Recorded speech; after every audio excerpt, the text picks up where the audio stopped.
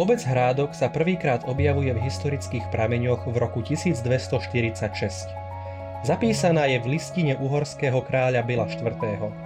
O niekoľko rokov však táto listina bola vyhlásená za falošnú a jej účelom bolo pripraviť kráľa o majetky.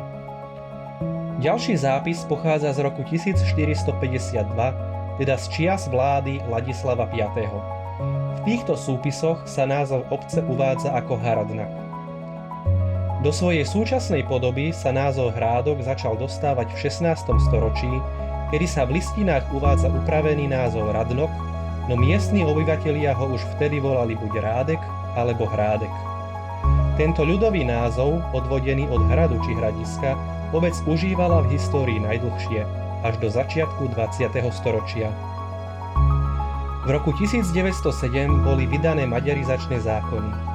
Maďarčina začala prenikať aj do života Hradčanov, až nakoniec v roku 1911 bol rídzoslovenský názov Hrádek pomaďarčený na Tevetvéni.